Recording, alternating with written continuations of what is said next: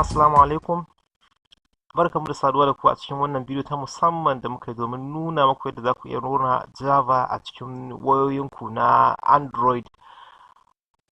Akwai, kamar da muka gaya muku, akwai application da dama wanda za a iya amfani da su a iya nuna Java a cikin Android, amma bambancin wannan applications din yana da dama. Wasu za ka ga in ka download din su za su yi, wasu kuma za su iya baka wahala ka ga ba za su abin nan ba. So bi daga cikin manya-manyan application wanda ke yin Java a Android guda biyu ne. Akwai IDE kamar da muka faɗa a cikin lecture, akwai kuma Java NIDE. So shi AIDE matsalar shi wani lokaci sai a ce sai ka register da Google ko kuma sai ka biya kuɗi sana. So mun kokari mun samu maku application wanda free ne ake amfani da shi ake kira da Java NIDE. Domin bayan ka yi downloading wannan Java NIDE, domin samun damar rona shi da ya kamata sai ka je ka yi downloading wani abu da ake ce ma wato Adobe Air. Bayan ka yi downloading din Adobe Air, shi kamar wannan Adobe Air din kamar shi ne Java din ke yin ronin a kan shi, sai ya zamto kamar yana ba shi impression din cewa kamar kwamfuta ce ake amfani da ita. To wannan shi ne kamar abin da ke ɗaukar Java a cikin Android din akan wannan shi Java NIDE din. So wannan kenan. Bayan ka yi downloading din Java Adobe Air, sai ka install din Java NIDE. Bayan ka yi install din Java NIDE, kana installing din shi, farkon installing abin da zai fara gaya ma cewa shine akwai wasu file yan classes da ake buƙatar ka yi downloading daga can internet nashi. So za ka yi ƙoƙari ka fara downloading din wannan a class din. So bayan ka yi download din class din ya gama downloading, kai tsaye nan ne inda zai fara kawo ka. Nan wajen shine project name, ma'ana kamar inda za ka sa sunan project din da za ka yi.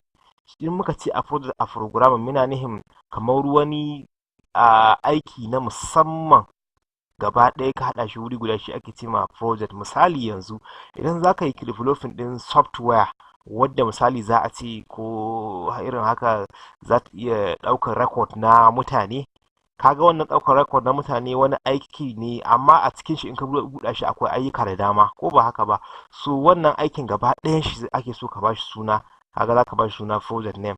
Kamar yadda kuka sani, mafi application da kuke amfani da shi yana da suna, ko? So wannan sunan da ake ba application shine project name nashi. So misali bari mu fara sama wannan misali koyan Java. So mu saba shi koyan Java. So wannan sai nan wurin misali Java package name. Za ku san ko me abin da ake yi da package idan mun shiga a cikin ƙwaryar programming namu. Shi package kamar shine abu wanda ke ɗauke da class wanda za ka yi amfani da su a cikin Java ɗinka. So misali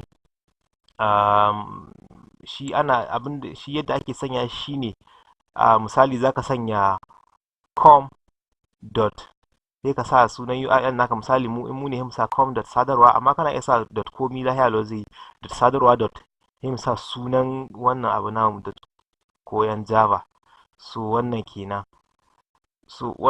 Sai nan class main class na wanda kake so ka yi amfani da shi, wanda za ka yi amfani da shi wurin rona Java naka, ma'ana sunan class ɗin da muke so mu yi amfani da shi a nan.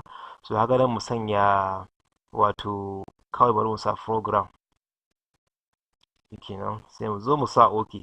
So idan muka yi haka, so mun yi creating ɗin Java class, kuma za mu yi amfani da wannan class wurin rona wasu ayyuka kamar yadda za mu gani a cikin darussan masu zuwa gaba, inda za mu koya yadda za a rona Java program ta hanyar wannan amfani da NIDE.